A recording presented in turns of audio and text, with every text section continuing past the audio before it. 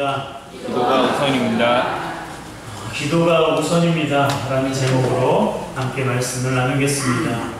여러분들도 그렇게 생각하십니까? 기도가 우선입니다. 오늘 본문 말씀을 통해서 우리가 하나님을 찾고 하나님께 우리의 마음을 고하는 것이 우리가 어떠한 형편과 상황 가운데 있든지 가장 우선이다라는 것을 다시 한번 말씀을 통해서 우리 마음 가운데 새겨졌으면 좋겠습니다. 페르시아 왕의 술을 맡은 관원으로 있었던 느헤미야가 은밀하게 사람들을 만났습니다. 그 중에 한 사람은 느헤미야의 형제였고요, 다른 사람들은 같은 유대 동족이었습니다. 느헤미야가 왕의 술 맡은 관원으로 신임받고 있긴 했지만 그 역시 유대인이었기에 나라 이름 서름이 항상 그 안에 있었습니다. 때문에 그의 조국이 궁금했고 그곳에 살고 있는 사람들의 소식이 언제나 궁금했습니다. 그 중에서도 특히 궁금한 일은 바벨론으로 사로잡혔다가 유다와 예루살렘으로 귀환한 사람들의 소식이었어요. 1절에 보면 아닥사스다 왕 제20년 기슬월이라고 기록하고 있는데요. 이때는 BC 445년경으로 이스라엘 백성이 첫 번째로 귀환한 지 약 13년이 흐른 뒤였습니다. 바벨론으로 사로잡혀간 이스라엘 백성들이 예루살렘으로 귀환할 때 총 3차례에 걸쳐서 예루살렘으로 귀환했어요. 그 가운데 첫 번째로 스룹바벨을 중심으로 해서 귀환한 지 약 13년이 흐른 뒤에 이 내용이 있는 것입니다. 13년이라는 시간이 결코 짧지 않잖아요. 그래서 귀환한 자기 동족들이 고향 땅에서 어떻게 지내고 있는지 너무나 궁금했습니다. 느헤미야가 듣고 싶었던 소식은 어떤 소식이었을까요? 고향으로 돌아간 사람들이 잘 살고 있다는 소식이었을 겁니다. 그들이 고향으로 돌아가서 너무나 행복하고 너무나 즐겁게 살아가고 있다는 소식을 느헤미야가 듣고 싶었어요. 하지만 그에게 들린 소식은 정반대였습니다. 너무나 비참했어요. 3절입니다. 함께 읽습니다. 그들이 내게 이르되 사로잡힘을 면하고 남아있는 자들이 그 지방 거기에서 큰 환난을 당하고 능욕을 받으며 예루살렘 성은 무너지고 성문들은 불에 탔다 하는지라. 그렇습니다. 이스라엘 백성들, 특히 이스라엘로 귀환한 사람들의 삶은 너무나 엉망진창이었습니다. 비참했습니다. 포로의 신분에서 자유의 몸이 되어 가벼운 마음으로 고향에 돌아갔지만 그곳에서 어떤 서러움을 당했습니까? 능욕을 당하고 어려움을 당했어요.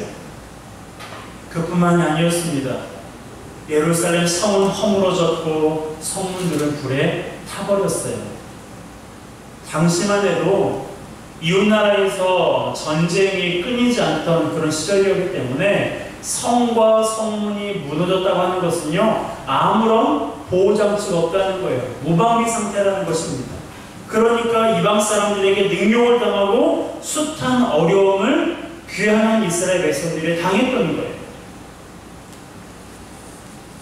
당시 포로제에서 돌아온 사람들이 사실 예루살렘 성을 건축하려고 했습니다. 재건축하려고 했어요. 하지만 대적들이 방해해서 그 일을 이루지 못했는데요. 아닥사스다 왕이 유다와 베냐민들의 대적들이 올린 글을 읽고 조서를 내려 공사를 중단시키기 때문입니다. 그 상황에서 예루살렘 성벽이 파괴되고 성문들이 불타는 거라고 보고 있습니다. 이런 소식을 느헤미야가 들은 거예요. 고향으로 돌아간 사람들이 잘 살고 있다는 소식이 아니라 능욕을 당하고 괴로움을 당하고 예루살렘 성과 성문은 무너졌다는 소식을 느헤미야가 이 페르시아, 이 바사에서 그 소식을 자기 형제들로부터 들은 거예요. 그러니 그 마음이 얼마나 참담했겠습니까? 얼마나 고통스러웠겠어요. 그러자 느헤미야가 그 즉시 취한 자세가 무엇입니까? 하나님 앞에 기도한 거예요. 그가 어떻게 기도했는지 오늘 구체적으로 살펴보기 원합니다. 느헤미야가 어떻게 기도했습니까? 따라할까요? 즉시 기도했습니다. 즉시 기도했습니다. 귀환한 백성들의 그 비참한 상황을 보는 느헤미야는 너무나 슬프고 너무나 참담했어요. 그런데 거기에서 멈추지 않고 기도의 자리에 나갔습니다. 본문을 보게 되면 예루살렘의 소식을 듣고 얼마나 슬퍼했는지 알 수가 있어요. 그래서 수일 동안 눈물을 흘리며 지냈습니다. 하지만 중요한 것은요, 느헤미야가 그 소식을 듣고 슬퍼하기만 하지 않았다는 거예요. 슬퍼하기만 하지 않았다는 사실입니다. 그는 슬퍼할 뿐만 아니라 하나님 앞에 금식하며 기도했어요. 4절 말씀 함께 읽겠습니다. 내가 이 말을 듣고 앉아서 울고 수일 동안 슬퍼하며 하늘의 하나님 앞에 금식하며 기도하라. 아멘. 여러분, 여기에서 핵심 구절이 뭘까요? 금식했다는 거예요? 아니에요. 사실 금식은 해도 되고 안 해도 되는 거예요. 물론 간절한 기도의 제목을 앞두고는 금식하며 기도하면 좋습니다. 금식하면 하나님께 집중할 수가 있거든요. 그래서 하나님을 기뻐하시는 금식이 얼마나 능력이 있는지는 이사야 58장 6절에 보면 알 수가 있는데요.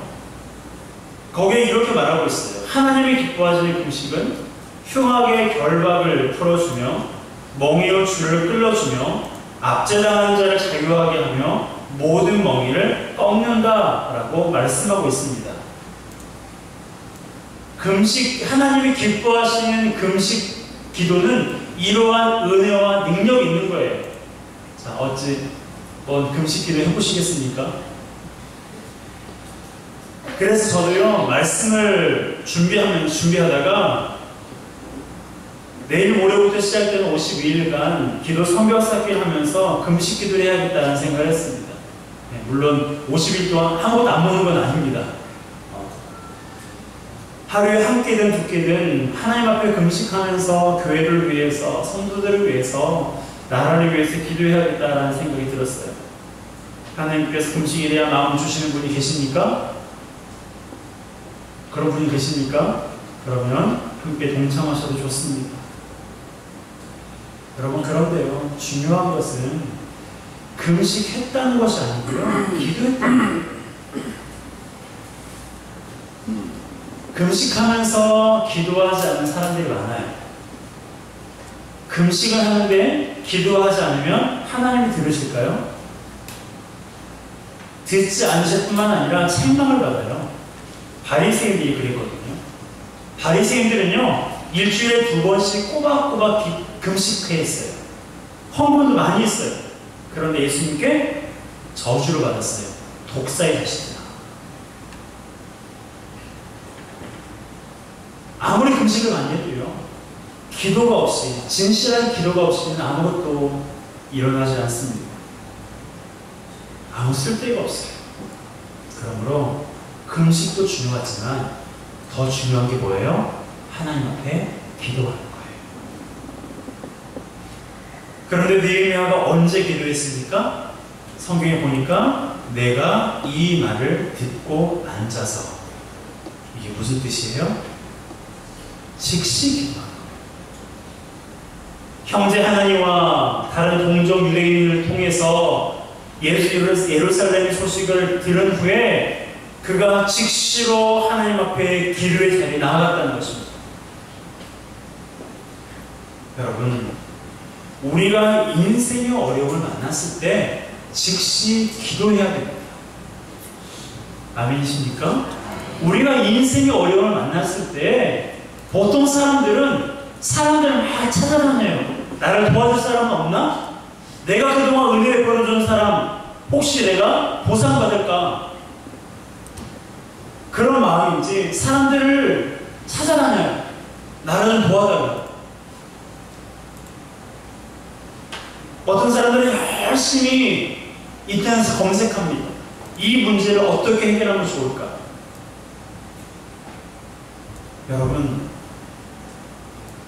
나도 내 인생이 어떻게 될지 모르고 나도 해결할 수 없는 내 인생을 어느 누가 도와줄 수 있겠어요?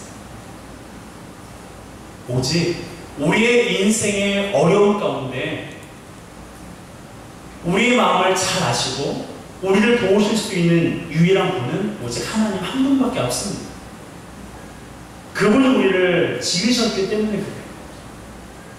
그래서 우리가 인생의 어려움을 만났을 때 사람들을 찾아다니거나 여기저기 찾아다니면서 시간 허비하지 말고 즉시로 하나님 앞에 나와 기도하면 좋아요.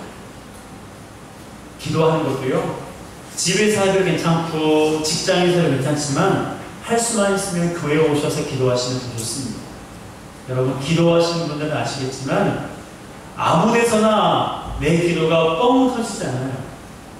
그동안 기도가 많이 쌓여있는 곳에서 기도하는 것이 훨씬 더 편합니다. 기도는 영적인 싸움이거든요.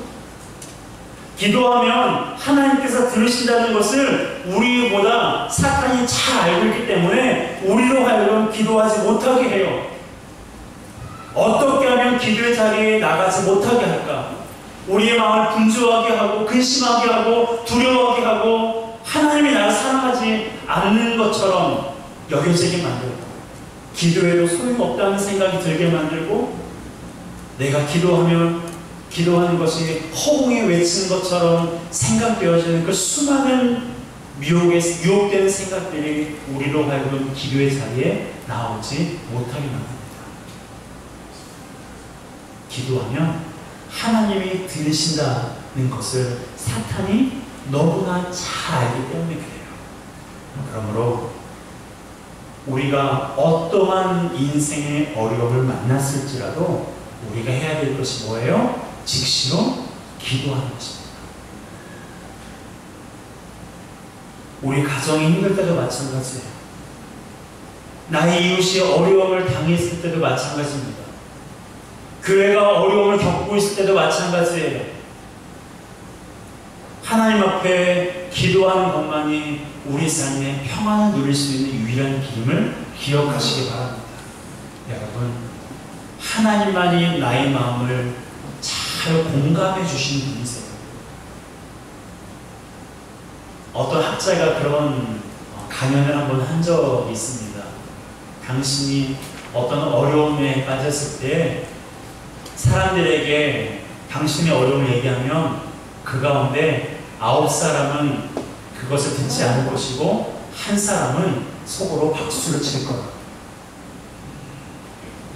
사람들은 공감해 주는 것 같지만 그것이 내 일이 아니면 별로 관심이 없어요. 나에게 유익이 될 만한 일이 아니면 그것에 별로 신경을 쓰지 않습니다. 그저 공감해 주는 척 한뿐이에요. 그러게 우리가 인생의 어려움을 만났을 때 누구보다 내 마음을 잘 아시고 나의 삶 가운데 평안을 허락하시는 하나님 앞에 즉시 기도하는 우리 모두가 되시기를 주님의 이름으로 축복합니다. 어떤 분들은 이것저것 다 해보다가 막판에야 마지막에야 기도의 자리에 나오시는 분들도 있어요. 사실 안 나오는 것보다는 그렇게라도 나오는 게 좋긴 해요. 하지만 볼일 다 보고 나서 기도의 자리에 나오는 것보다 더 좋은 것은 문제를 만났을 그 즉시 하나님 앞에 나왔을 때 우리가 헤매지 않아도 될 광야길을 걷지 않아도 되는 것입니다. 우리 시간과 우리의 삶을 허비하지 않게 되는 거예요. 그러므로 느헤미야가 자신에 관한 일도 아닌데 나라에 관한 일, 이웃에 관한 일에 있어서도 즉시로 하나님 앞에 나와 기도했던 것처럼 저와 여러분들의 삶에도 사람 찾아다니지 말고 돈 구하러 다니지 말고 그 기도가 정말로 목숨, 생명과 관련된 일, 정말 위급하고 긴급한 기도라면 느헤미야처럼 금식하면서라도 하나님 앞에 즉시 기도하는 우리 모두가 되시기를 주님의 이름으로 축복합니다. 두 번째로 느헤미야는요, 따라하겠습니다. 말씀을 붙들고 기도했습니다. 자, 우리 8절 9절 말씀 함께 읽겠습니다. 시작. 옛적에 주께서 주의종 모세에게 명령하여 이르시되 만일 너희가 범죄하면 내가 너희를 여러 나라 가운데 내줄 것이요 만일 내게로 돌아와 내 계명을 지켜내면 너희 쫓긴 자가 하늘 끝에 있을지라도 내가 거기서부터 그들을 모아 내 이름을 두려고 택한 곳에 돌아오게 하리라 하신 말씀을 이제 청하건대 기억하옵소서. 아멘. 따라하겠습니다. 이제 청하건대 기억하옵소서. 느헤미야는 하나님 앞에 하나님께서 약속하신 말씀을 언급하면서 그 말씀을 붙들고 기도했습니다. 하나님께서 어떤 것을 약속하셨습니까? 너희가 나에게 범죄하면 내가 너희들을 흩어버릴 거야. 하지만 만약에 너희들이 나에게로 돌아와서 나의 계명을 지키면 너희 쫓긴 자가 어느 곳에 있든지 오늘 본문에 보게 되면 그가 하늘 끝에 우주 끝에 있을지라도 하나님께서 어떻게 하신다고요? 내가 거기서부터 그들을 모아 내 이름을 두려고 택한 곳에 돌아오게 하리라 약속하셨어요. 사실 이스라엘 백성들이 바벨론의 포로가 된 것은요, 하나님 앞에 범죄했기 때문에 그래요. 그래서 하나님께서 70년간 바벨론에서 종살이를 하게 했어요. 성경대로 그들이 범죄했을 때 하나님께서 그들을 흩으신 거예요. 하지만 그들이 하나님 앞에 긍휼을 구하고 나아왔을 때 하나님께서 어떻게 하셨습니까? 하늘 끝에 있었던 자라도 수많은 지역으로 뿔뿔이 흩어졌던 그 사람들을 하나님의 이름이 거하신 예루살렘에 모아주신 거예요. 이것을 느헤미야가 알았습니다. 이 말씀을 알았기 때문에 하나님 앞에 이 말씀을 붙들고 기도한 거예요. 이 주일 오전에 느헤미야의 말씀을 중심으로 계속 살펴보려고 하는데요. 여러분, 느헤미야 말씀을 통해서 느헤미야가 하나님 앞에 이런 말씀을 붙들고 기도했을 때 어떠한 일들이 그의 삶 가운데 펼쳐지는지 매 주일마다 한번 보시기 바랍니다. 여러분, 느헤미야가 하나님께서 약속하신 말씀을 붙들고 기도할 수 있었던 것은요, 하나님은 신실하신 분이라는 것을 알았기 때문입니다. 따라합시다. 하나님은 신실하신 분. 신실하다는 것은요, 약속을 반드시 지키신다는 거예요. 하나님은 신실하신 분이세요. 그렇기 때문에 하나님께서 이렇게 약속하신 것을 느헤미야가 알았기에 이 말씀을 붙들고 하나님 이 말씀을 기록해 주세요. 이 말씀을 기록해 주세요. 하나님이 약속하셨잖아요. 이 말씀대로 응답해 주세요. 라고 하나님 앞에 기도할 수 있었던 것입니다. 이 말씀을 붙들고 기도했을 때 하나님께서 그의 삶과 나라 가운데 얼마나 놀라운 일을 행하셨는지 몰라요. 여러분, 우리도 마찬가지입니다. 저도 염려가 많아요. 참 근심이 많습니다. 그럴 때마다 제가 붙들고 기도하는 말씀은요, 빌사유치, 빌립보서 4장 6절과 7절인데요. 우리 함께 읽을까요? 시작. 아무것도 염려하지 말고 다만 모든 일에 기도와 간구로 너희 구할 것을 감사함으로 하나님께 아뢰라. 그리하면 모든 지각에 뛰어난 하나님의 평강이 그리스도 예수 안에서 너희 마음과 생각을 지키시리라. 아멘. 저는 제 마음에 염려가 생길 때마다, 어려움이 생길 때마다 이 말씀을 붙들고 기도해요. 하나님, 아무것도 염려하지 말고 기도하라고 하셨죠? 네, 그렇게 할게요. 제가 염려를 좀 해봐서 아는데요, 염려해도요, 문제 해결 안 되더라고요. 그래서 말씀 붙들고 기도하기 시작했어요. 그런데 내가 왜 이렇게 됐나 몰랐는데 며칠 전에 저희 아버님이 우리 총회 참석하시느라 서울에 오셨는데 잠깐 얼굴을 뵙고 왔어요. 그때 저희 가정을 위해서 기도하실 때 이 말씀을 붙들고 기도해 주시더라고요. 그때 제가 알았어요. 아, 내가 이 말씀을 좋아하는 이유가 있었구나. 여러분, 부모가 좋아하는 말씀을, 부모가 암송한 말씀을 자녀가 기억해요. 여러분, 이 말씀을 여러분들의 삶 가운데 염려가 생기고 근심이 생길 때 이 빌사육칠, 이 말씀을 붙들고 한번 기도해 보세요. 하나님께서 감사함으로 하나님께 아뢰면 주님께서 우리에게 평안을 주실 뿐만 아니라 그리스도 예수 안에서 우리의 마음과 생각을 지켜주신다고 약속하셨습니다. 하나님은 신실하신 분이세요. 내가 믿음이 없어도, 내가 하나님의 말씀에 그래 순종을 잘하지 않는 사람이랄지라도 여러분, 그것 때문에 기도하지 않는 것은요, 그건 내 생각이에요. 여러분의 부모님들 어떻습니까? 말 잘 듣는 자녀만 이쁘고 그렇지 않은 자녀는 밉습니까? 좀 미운 구석이 있긴 하죠. 그래도 사랑하잖아요. 그래서 더 사랑해 주려고 노력하잖아요. 그러니 하나님은 오죽하시겠습니까? 그러니 내가 순종하지 않는 삶을 산다 해도, 내가 믿음이 연약해도, 내가 어떠한 죄를 범하였을지라도 그것과 관계없이 하나님 앞에 나아가면 하나님은 우리를 왜 이제 왔어? 내가 너를 기다렸는데. 우리를 안아주시고 우리 마음의 평안과 우리 마음과 생각을 지켜주시는 믿으시기 바랍니다. 여러분, 근심과 염려를 생길 때 제가 붙들고 기도하는 이 말씀 붙들고 기도 한번 해보세요. 그러면 놀라운 평안함과 그리고 하나님께서 행하신 그 일을 경험하게 될 줄로 믿습니다. 또한 저는요, 우리 교회에 어려움이 있을 때마다 요한복음 2장 11절을 붙들고 기도해요. 여러분과 함께 나누고 싶습니다. 함께 읽을까요? 시작. 예수께서 이 첫 표적을 갈릴리 가나에서 하여 그의 영광을 나타내심에 제자들이 그를 믿으니라. 아멘. 저는 이 중에서도요, 제자들이 그를 믿으니라는 이 말씀을 붙들고 5년 동안 기도해 왔어요. 앞으로도 제가 회원교회를 떠나는 그날까지도 이 말씀을 붙들고 기도할 겁니다.